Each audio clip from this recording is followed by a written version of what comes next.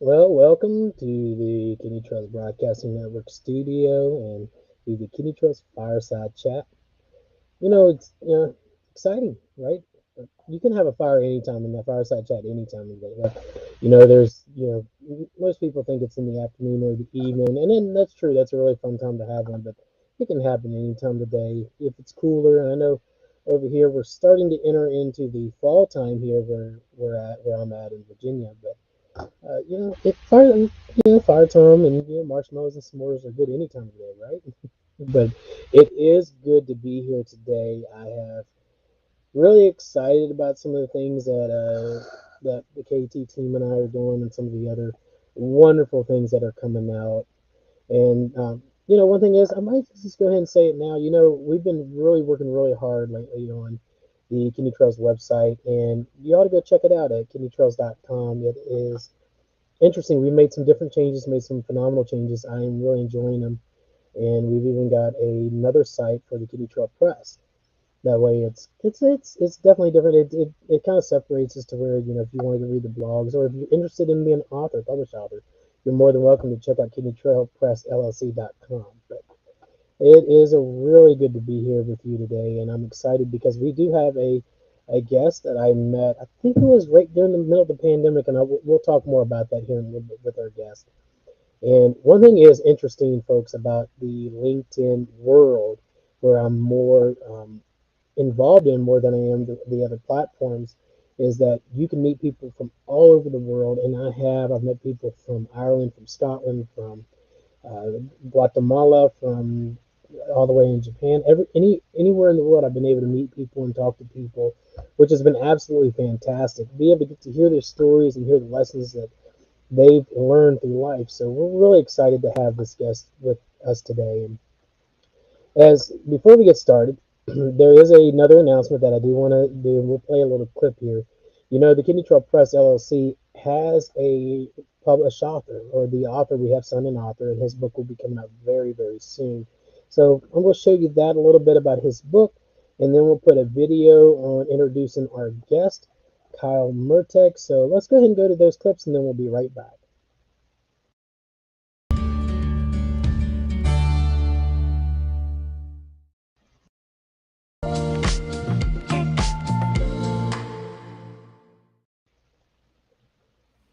What's going on, Kyle? How are you? I'm very good, Anthony, and it's warm beside the fire today, so I'm really looking forward to our chat. That's a good thing, right? Oh yeah, you need to have a warm fire. Absolutely, absolutely. Any time of the day too, right? It doesn't matter to me unless it's like absolutely hot outside. Then I don't want to be around a fire. But Yeah, chill yeah, autumn day around where I'm at, or nighttime, daytime doesn't matter. I really enjoy it. absolutely. Especially now that we are entering into the fall, it's a perfect time. Perfect time. It is, and that is the thing about it. And I do enjoy fall time. I don't know about you, but I really enjoy it. I enjoy the change of the weather. For me, seeing all the leaves change in colors and seeing just the different beautiful things that are around.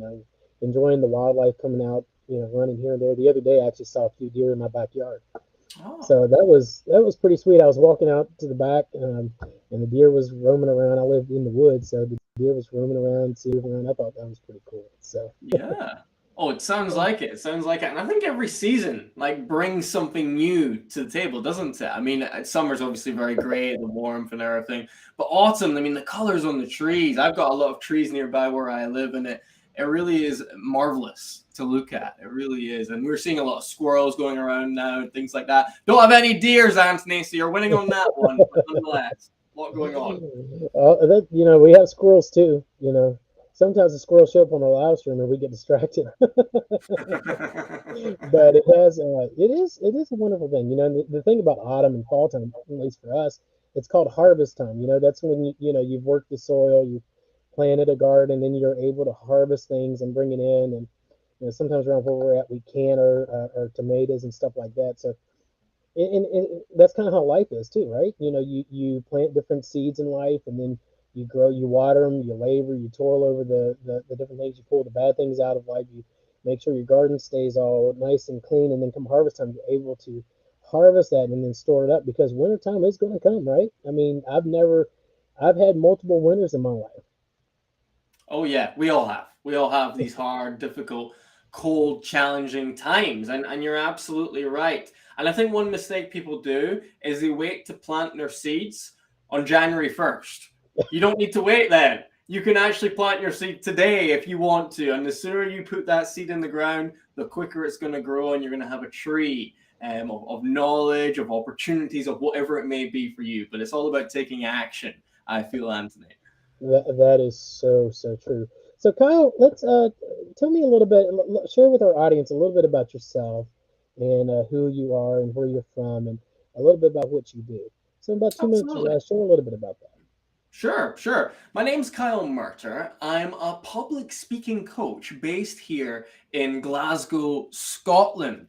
I started my public speaking journey about 6 years ago, and the reason I started was because I was dreadful at public speaking. And my first presentation, I literally stood up, covered in sweat because of the stress of it all, and I looked out at my audience of about 20 people, and I said two words and sat right back down in a puddle of my own sweat. So I kind of thought at that point, you know what, I better try and improve at this skill because no matter what I do in life, whether I start a business, get a job, even in my personal life, I'm going to have to face public speaking again. So that's where the journey began for me. And the more I started to develop my skills, research the topic, watch great speakers, the more I became immersed in it. And I just truly developed a love for speaking. And now I'm at the point where I help other people find that love too, so that they can ultimately communicate the messages which are important to them. Because we've all got something to share, and it's often, anxiety or feeling like an imposter or doubting ourselves, a lack of confidence that holds us back. And once we get past that and we become the compelling speaker we can be, that's when we really can have a large impact on the world. That is so true, and that is so true. And that's the interesting thing about speaking too. You said the first time speaking, you said just a few words and then sit back down. Yeah. First time I ever did it, it was in a little classroom. We were only supposed to have 5 people. And I was supposed to share my journey, with being diagnosed with dialysis and all that stuff. Hmm. And so I was sitting in the class like I was a student. I was supposed to stand up. Well, it wasn't 5 people; it was 20 to 25. So when Right. they asked me Okay. to stand up, my body stood up, but my mind sat right back down and said, "Not today." So I can get exactly how that feeling was, and it was a process of time to get to that point, and did not realize it later in life how much I would actually use the speaking skills. You use it every day, really, and that's some of the things I hope to chat with you today about. Is Yeah. it's more than just standing in front of an audience of a couple thousand people or just one person. It's communication in your relationship, communication in your workplace, communication, just day-to-day living. And I think public speaking, learning about it, even if you're not going to be a public speaker, learning about that will help your communication skills a great deal. Am I not Yeah. right on that? Would you have anything to share on that? Oh, 100% agree with you. 100%. If you become a better public speaker, you become a better communicator all round. And I'm yet to find a job or hear about a job that doesn't require you to talk to someone else.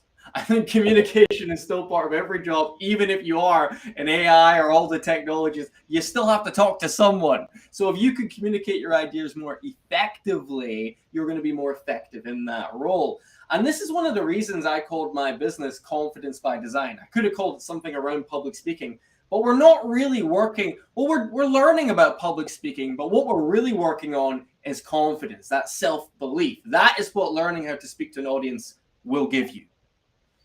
It's true. I mean, it does, that confidence that you get, and I think that's what a lot of people, they get up. It's just this daunting task, to speak. And I've met multiple public speakers, that's done it. That's been phenomenal.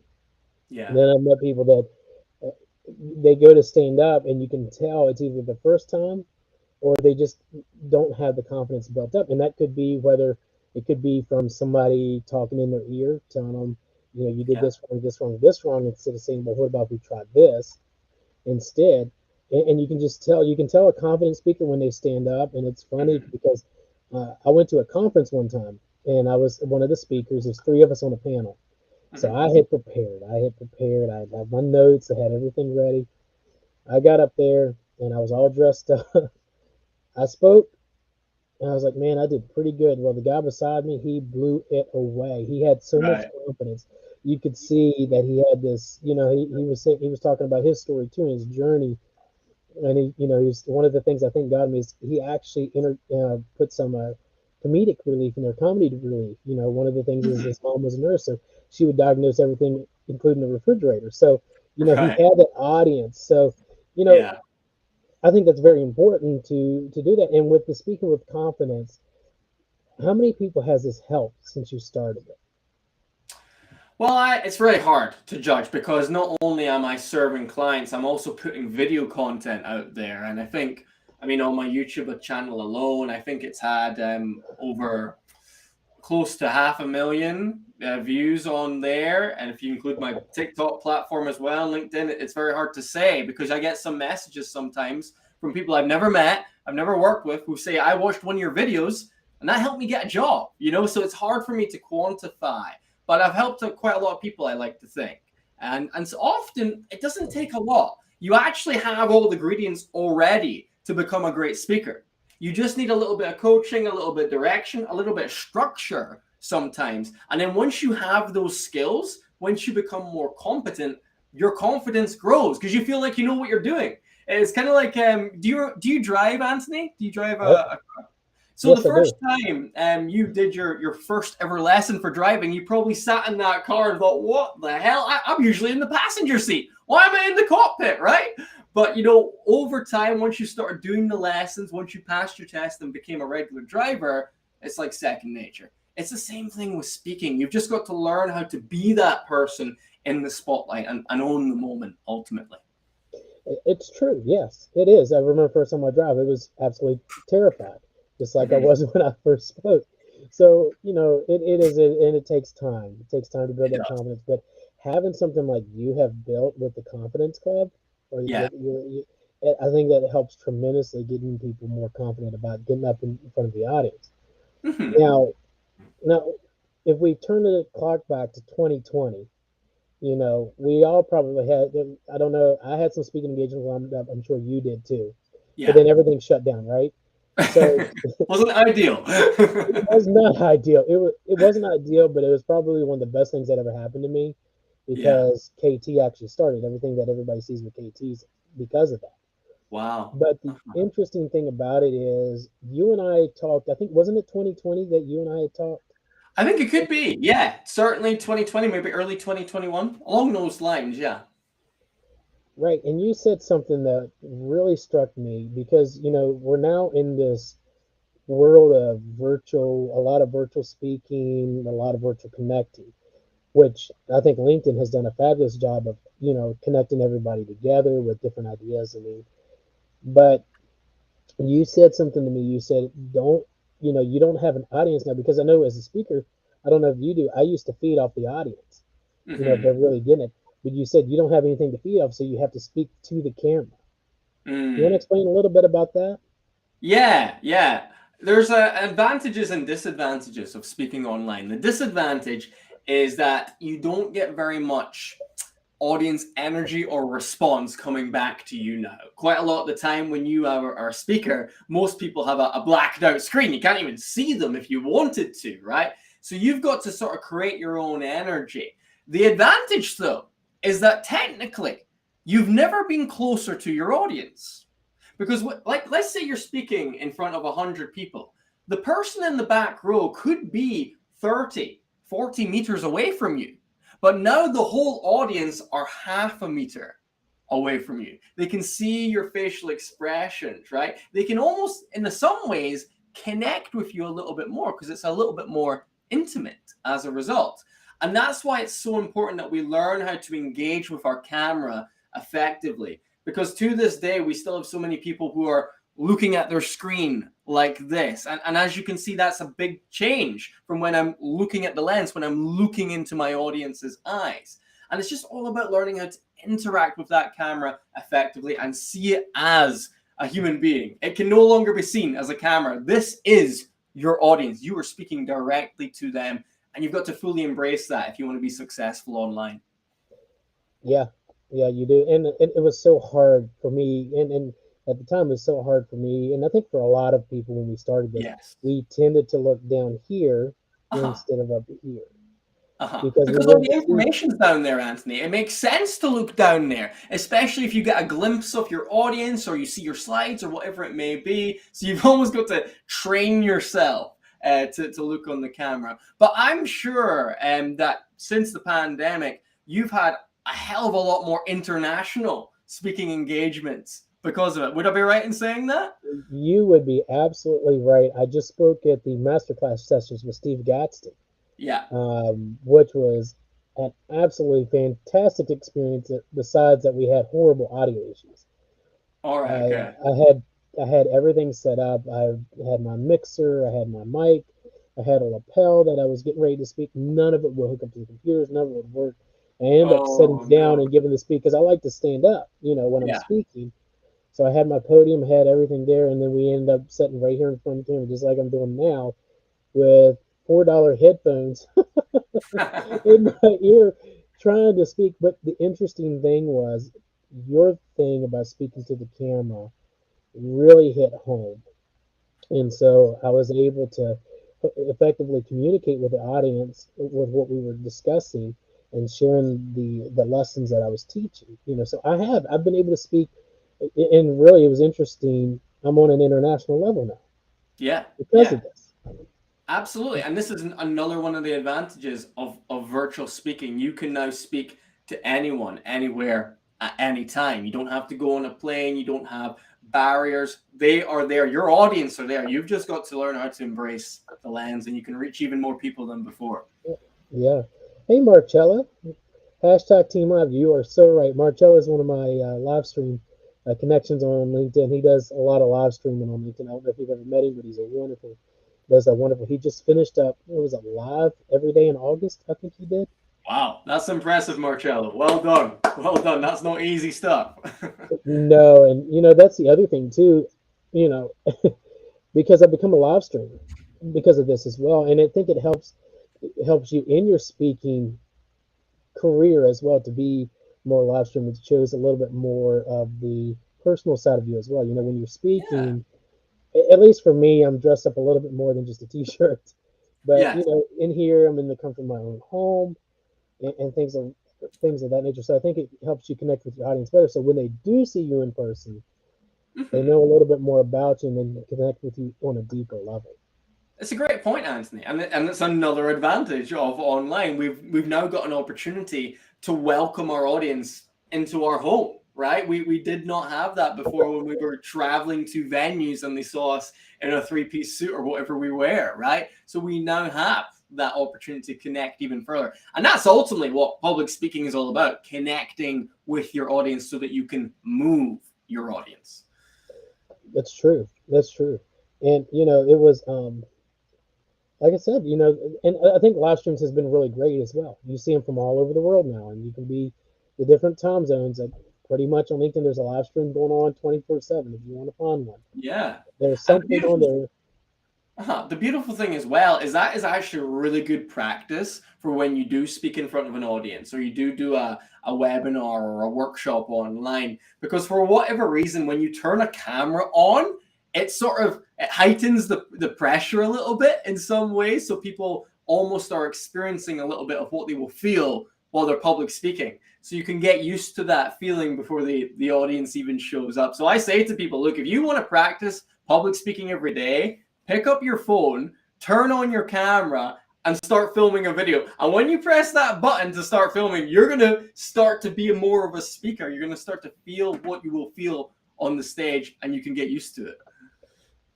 Right, right, exactly.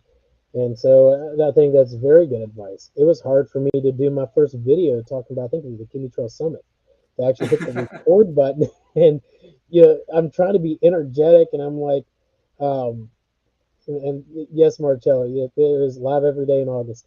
It was hard for me to push that record button and then upload it on the platforms because I'm like, man, I probably said something wrong. It wasn't perfect, but when again are we? When are we perfect, right? I'm perfect until I'm human. I'm a human a lot. That's it. That's it. And it's good to have some little mistakes here and there. It does show that you are a human being. I think when people are completely perfect, flawless, it creates a bit of an odd feel for the audience. So it's good to show that side of yourself. And another reason why taking videos of yourself helps is you become comfortable with that. You begin to accept that more, which again helps you a lot with your public speaking. And maybe you can even do what Michelle does. And for the audience out there, do a video every single day for a month, and I can guarantee you will feel more confident afterwards. Ugh, I don't know if I could do that. I admire people that do that. When they do like a 100-day challenge, every day challenge, I admire people that do that because it takes a lot of commitment, and Mhm. it's this thing you have to get done. And at the end, you're probably to the point you're like, oh, I don't know if I really want to do it again, but I made a commitment to myself to do this. So Yes. my hat's off, and I applaud what they have done. So I think that's fantastic.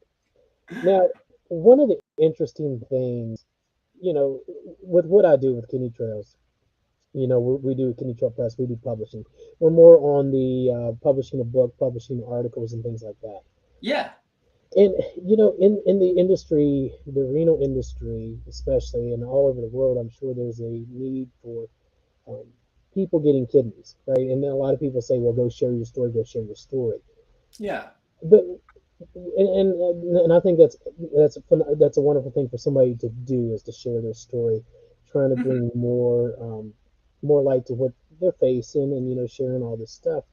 Yeah. But what is one tip to somebody? You have somebody that wants to share their story online or wherever. What is one tip to somebody that has been diagnosed with something horrible like this, and they know they're in need of something of this nature, and they're going to go share their story? What is a tip that you would give them to help them to be able to have the confidence to go do that and to be able to touch your audience as well?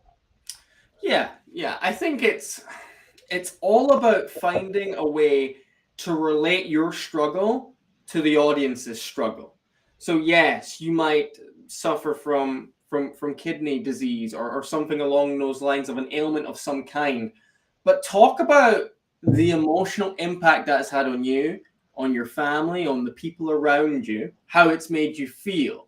Because ultimately it's feelings, emotions that we connect on as human beings. Someone may have not had a kidney disease or another ailment like that, but they can connect with how you are feeling if you describe it effectively in your story. So I would encourage people to really try and tap into the emotions of what the impact went, what the emotional impact was of them being diagnosed with that ailment, and then relate it to your audience. Because ultimately, if you're speaking on the stage, if you're sharing your story, you're trying to impact the people in front of you. So you have to make the best effort possible to move them by connecting with what they are currently going through. There's no point just sharing what you're going through. You have to bridge that gap between yourself and the audience so you have that connection and you ultimately move them. Does that make sense, Anthony?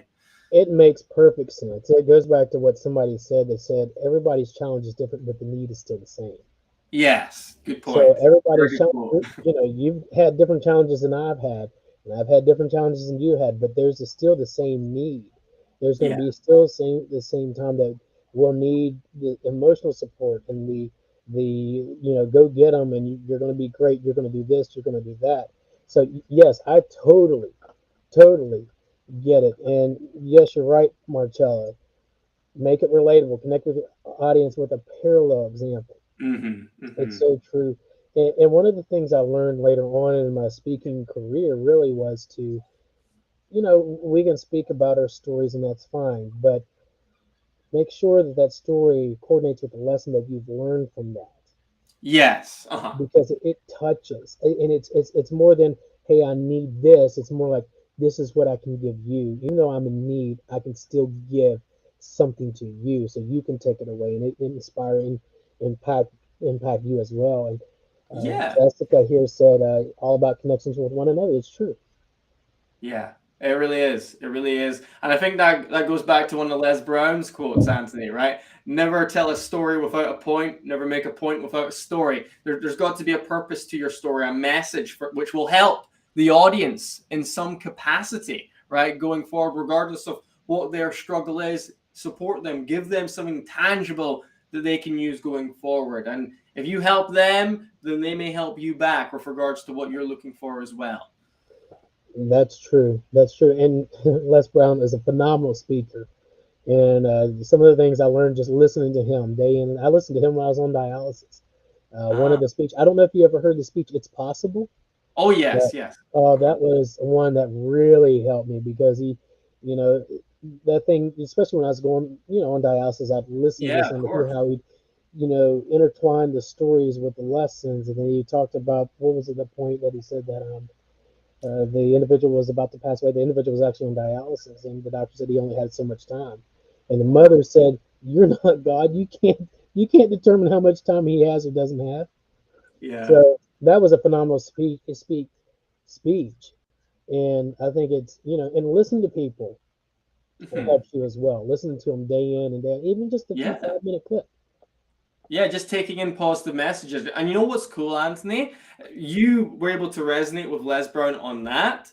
I was able to resonate with Les Brown when I was 15 years old and being made fun of for my dyslexia in school, right? With the messages he was sharing. So the point here is you and I, we both come from different places. We both have different experiences, different struggles completely, but we can still gain something from Les Brown's speech. It's Yep. possible because he constructed it in such a way so that it was open for the audience to take those interpretations, to make those relations, to build those connections. And that's what you've got to do with your presentation. Don't be so niche that it only applies to one group of people unless you're only speaking to that specific group. Try and make it more open so everybody in the audience can take something from your story. Yeah, that's true. And it goes back to what we were talking about. Every challenge is different. Everybody faces a different challenge, but the need is still the same. Yeah. You had with dyslexia, and I had it with dialysis, two totally different challenges, Yeah. but the Yeah. need was still, it still hit us the same way. Exactly. It's cool. It's cool. Isn't that phenomenal? I mean, you can't. That's and that is also shows the example of how powerful your speech is and can affect people. Yeah. Oh, 100%. And all of us have a story which can add that type of value. It's just about learning how to construct that story and share it in a compelling way so that people listen and then ultimately relate it to their own lives. We've all got it inside us. And that's why I think it's great what you're doing with encouraging people to write books. Because when people start writing books, what comes next? They start speaking because they're invited to speak at different places. So it all ties in together, and I love what you're doing about just bringing people's stories out because we need more of it in the world. Yeah, I mean, and that's the thing. It's more than just, originally it started out as a personal blog, to share the lessons, because what I was looking for when I was on dialysis was a Les Brown that was facing the same thing that I did, so to speak. Was somebody Mm-hmm. that was somebody that was, and I couldn't find him.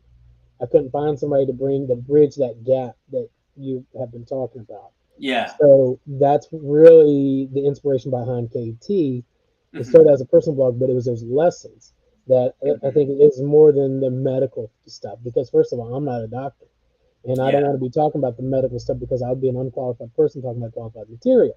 Uh-huh. So, Uh-huh. but I can talk about the lessons. That this is Yes. what happened, and this is what happened here. This was hard in my time. When I was told I had 6 months to live, this is what I Right. did. Mm-hmm. And Mm-hmm. so that's what I wanted to bring forth. And before you know it, we got guest authors, we've got authors. Now we're going to have a published author that their book will be coming out very, very soon, in the next couple months. My book is coming out. And talking about books, don't you have a book as well? Yes, yes, yes. We've all got a book. We've all got a book. The five pillars of effective public speaking. It's in my background there. You might be able to see it. Is a book I brought out in 2020, and I think I don't know about you, Anthony, but I was a little bit skeptical about bringing out a book, especially as a coach to begin with, because so many people have their books out there, and I kind of thought, oh, it's a bit of a cliche. I don't think many people are going to read it, etc., etc. But what I have found is that a book is extremely powerful because not everybody wants to watch a video or has the time to attend a workshop or work with you one to one. Some people do have the time though to listen to an audiobook while they're on a run, or to read a book while they're on holiday, or when they're in the bathtub or wherever it may be. People can take your story with them if you have a book. And that's what I found, and it really has been a powerful tool, and it's helped me. It's helped me gain a lot more opportunities, but it's helped me help more people without actually being with them. And I think that's the power of having a book. And I'm sure when people have read your story, when your book comes out, they'll be inspired by that, to get past whatever challenge they have in their lives. So, yeah, I can't recommend it enough. If you're a coach, consultant, someone with a story to share, think about the book because it could help a lot in projecting and pushing your message further out into the universe. That is so true. But yeah, and that's very true with the book. I think it was Michelle Prince says your book is your business card. Mm. Is what she said. She runs Bookbound. She was involved with Zig Ziglar, Ah. with his group. But she says the your book is your business card. It's the best business card you can have. Uh-huh. And going into that, it's true because if somebody takes your book home, they take you home. And Yes. when they open the book, and this is what I find fascinating about a book, is when they open the book, they really are sitting down every time they open up the book, and you're speaking to them directly. You're having this conversation, and I think that's absolutely phenomenal. With me, and I know this is maybe a little different to say, but every morning I've been reading Joe Foster's book, The Shoemaker. So every Mhm. Yeah. morning with my coffee, I'm talking, so to speak, reading, Joe Foster's story and how Reebok came along. Yeah, yeah, absolutely. That's it. That's it. You are literally allowing people to take your story on the go with them. It's really is phenomenal in that way. And so I probably will do another one again in a couple of years. This book right here is about kind of the fundamental skills around public speaking, the five fundamentals that make great speakers great. My next book, I think, is going to be more about the mind, Anthony. I'm going to look a little bit more into the psychology of speaking, why some people have the fear, and how you can sort of put yourself in that winning mindset when you get up onto the stage. That is interesting. That would be that is a book I'll definitely put in my library. You know, because it is different. It is different, and I'd love to hear other people's perceptions on public speaking. I've taken some of those courses as well. The Dale Yeah, Carnegie, these other different courses. But I think it's interesting. And then you just take a little bit from here, a little bit from there, and create your own philosophy, your own idea on what makes a better public speaker, and then you can go out utilize those tools, and you're your own person. yeah. Oh, absolutely. I mean, everybody's got their own philosophy on speaking, their own philosophy in life, and you pick which parts you enjoy from that person's book, from that person's knowledge, and you discard the parts you don't. And then you use that information along with your own insight to form who you want to be on the stage. And that's a really important thing that we should talk about. Is it is important that you are not trying to replicate another speaker, that you're not trying to be Les Brown, be Zig Ziglar, be Michelle Obama. No, you've got to be yourself. And that is actually one of the hardest things to do on stage because we have our defenses up, right? To begin with, we don't want to show people who we truly are because then we think, well, they're not going to listen to me. I'm an imposter, right? We have all of these concerns. But really, we have to find a way to bring those barriers down and let our true selves come through. And then that's when we can have the best impact. But it takes a lot of work. It does. It does. And we can't see in the comments, but Dwaylen from Phoenix, Arizona is tuning in too. So thanks for tuning in, Dwaylen. We appreciate it. He posts on Facebook. Sometimes my Facebook feed doesn't go over into my into my chat, something to do with Restream. But Right. you are right. I mean, there's some days, you listen to all these speakers and then you go out and speak. Sometimes people want to, and then where they say that the best was it. You may know better than I do, but basically, if somebody's copying you, that's the best form of flattery.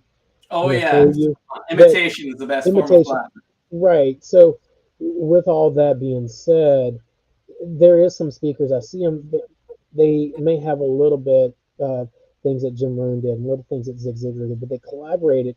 You can tell that they've. I guess this would be better to say you can tell that they've listened to them and they've Yes. watched them, but they're their own person. They have Yes. their own way that they talk, their own way they speak, their own way they use their hand motions, and their own way they use their vocal expressions. That is so important as well. I mean, we could get into the vocal expressions, how to utilize your voice. What about if you are speaking blind? What about if the camera all of a sudden just shuts off?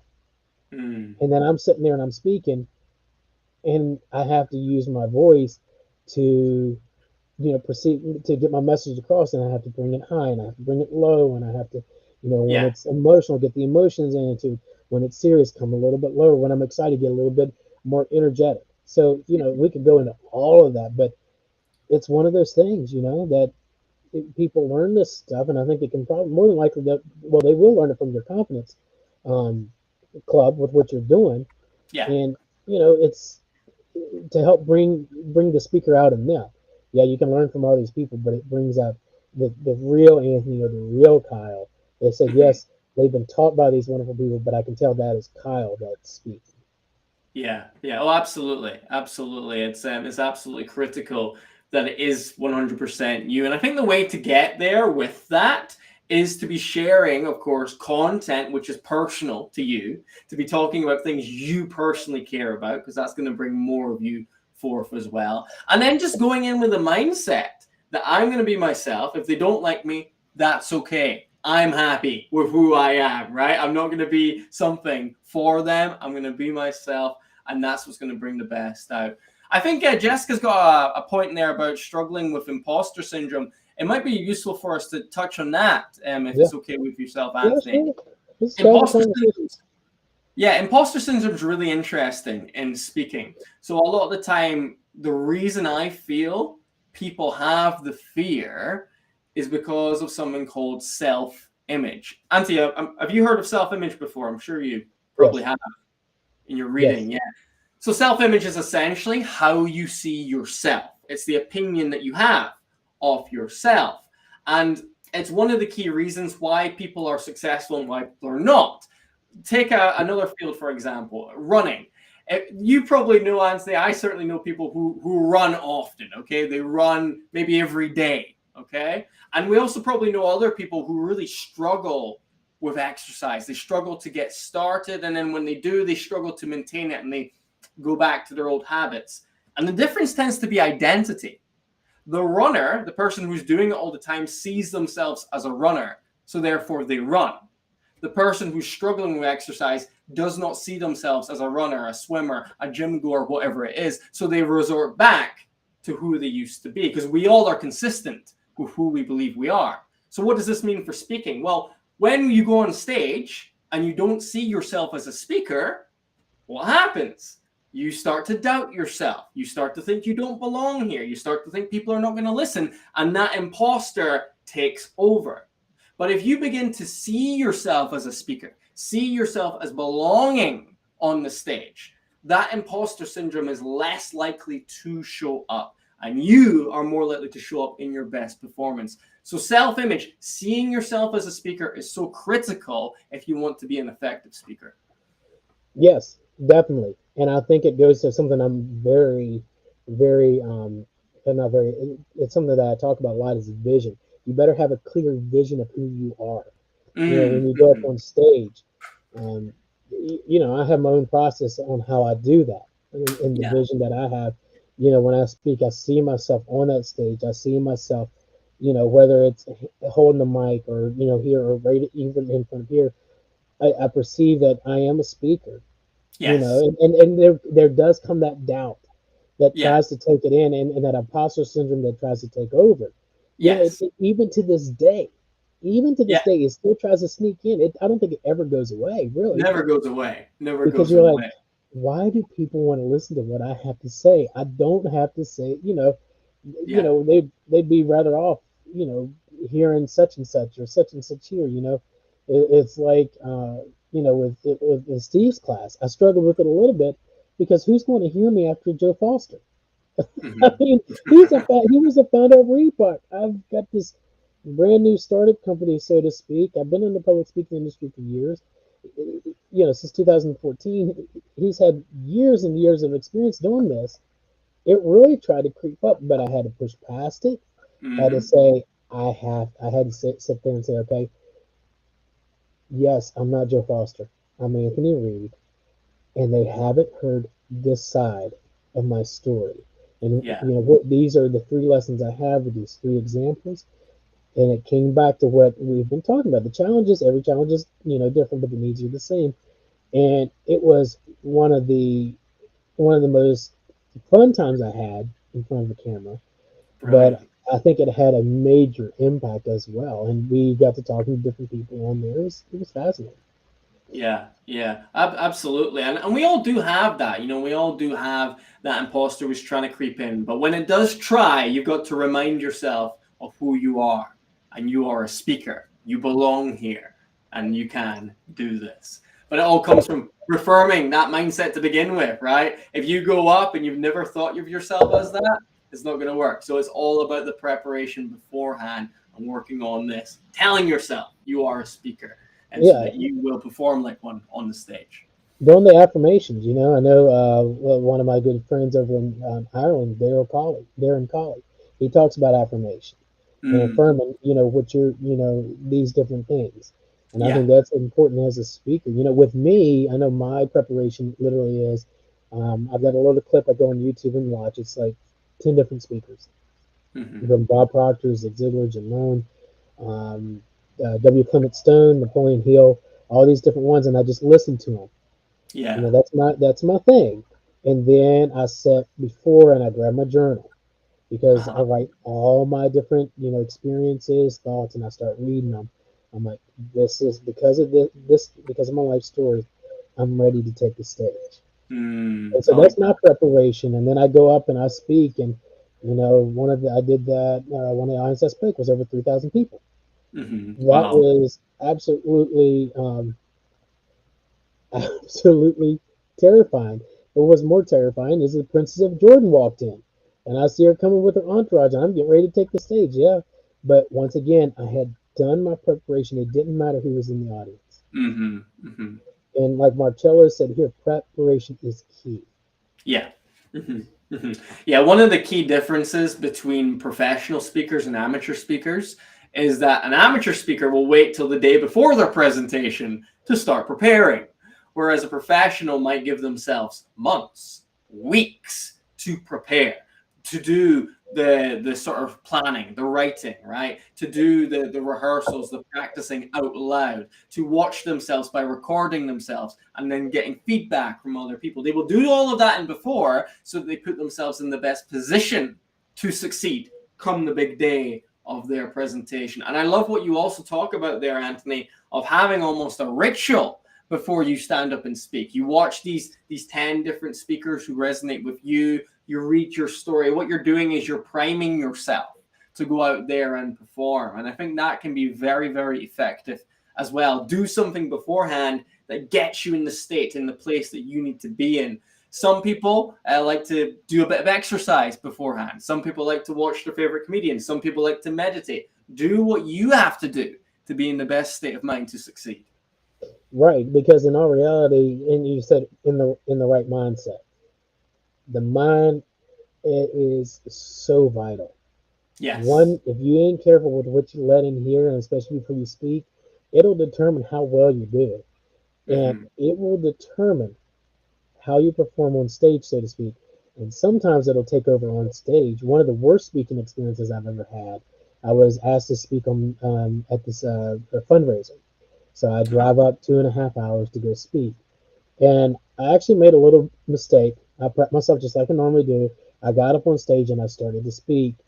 And I started to feed, and here was some I learned, and it may be different, and that's fine. I think for everybody, different.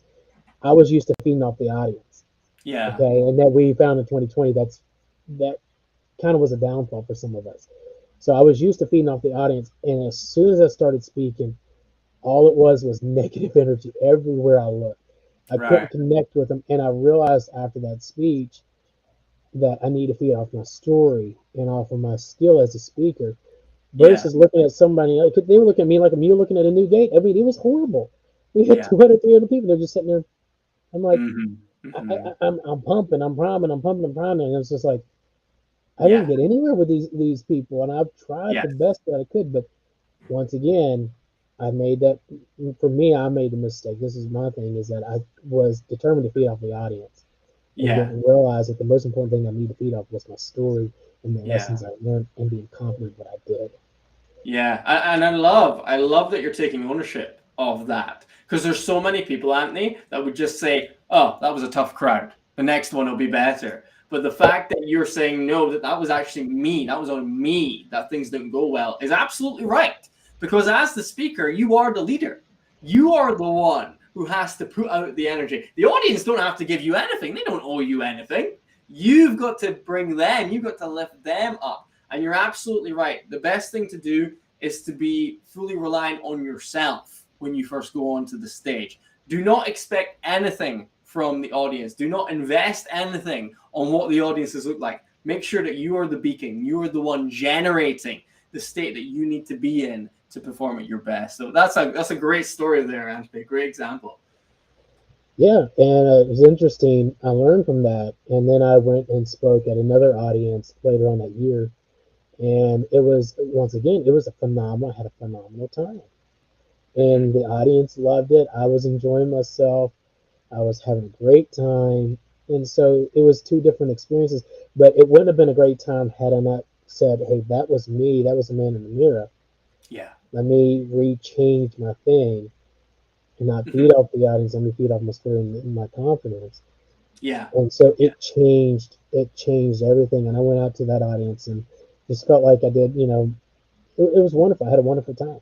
Yeah, well, that's brilliant, and it's a big part of speaking to have bad experiences, right, and learn from them. Like analyze your performance, see what you did well, because you always will have done something well. It might even just be getting up onto the stage. That takes courage.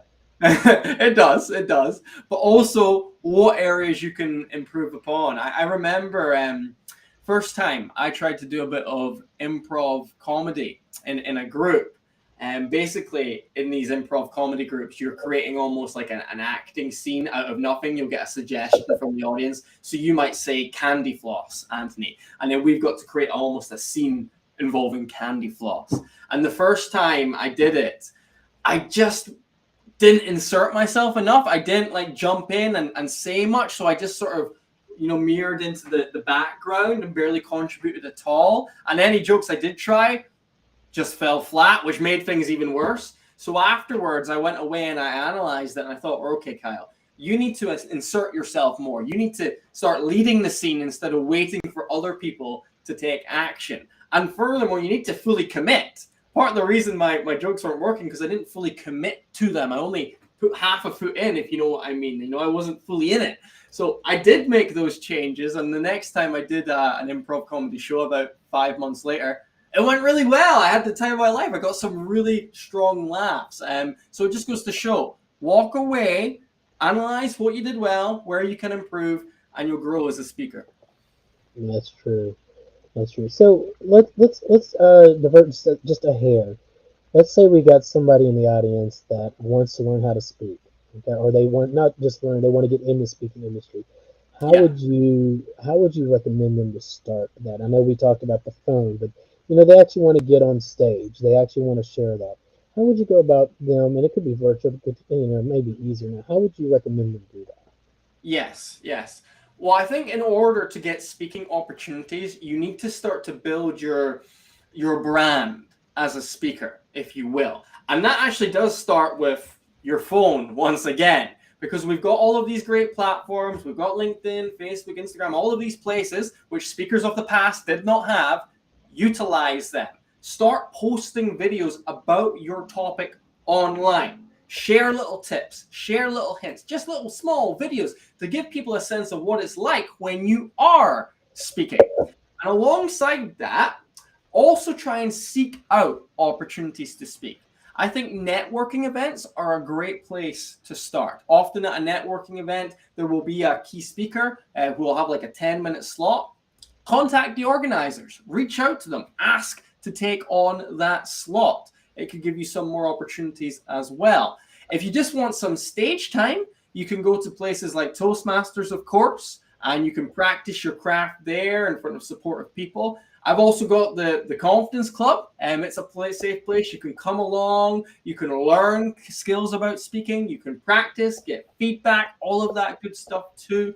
So it's just about a case of building your brand through the video content and through taking on speaking opportunities, seeking out these opportunities. It's like one of those, when you are searching for a new car, Anthony, and you want, say, I don't know, an orange BMW. I don't know why anyone would want an orange BMW. But anyway, once you start thinking about that more in your mind, you'll start seeing more orange BMWs around, right? You've just got to give your mind that problem to solve. How can I get speaking opportunities?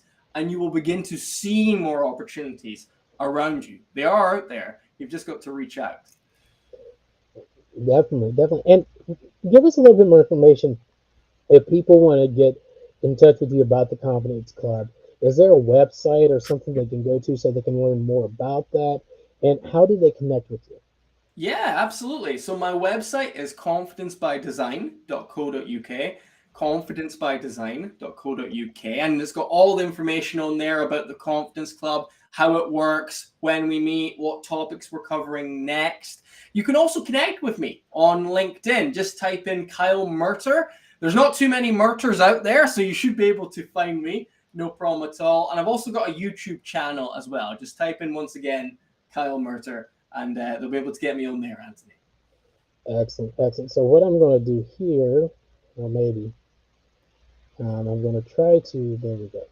So if you want to find out more about Kyle, you can visit his website here and Wow. look about what he's offering. Connect with him on LinkedIn because that's a way that you can connect. And I think you can even reach out to him if you have any questions. I'm sure he'd be happy to answer. Now, we're coming down to the end of this live stream, and it's been a great live stream. But you know, when we were in the back room, in the green room, so to speak, we were kind of talking about how our mornings went. Now, I had a good coffee this morning. This is totally off wall, but I had a great coffee. I had a banana chocolate iced coffee, which is absolutely fantastic. Do you like coffee or tea? And let's go with the do you like coffee or tea better? What would I'm gonna disappoint you here. I don't like coffee or tea. I'm more of an orange juice type of guy, to be honest, Anthony. Yeah, fresh fruit, orange juice, something like that. Yeah, never really got into the coffee or tea thing. And saying you don't like tea in the UK, wow, people really do look at you weird. yeah, oh, I'm sure Dr. Nupi and I were talking about the other day because she loves her coffee. She loves her coffee.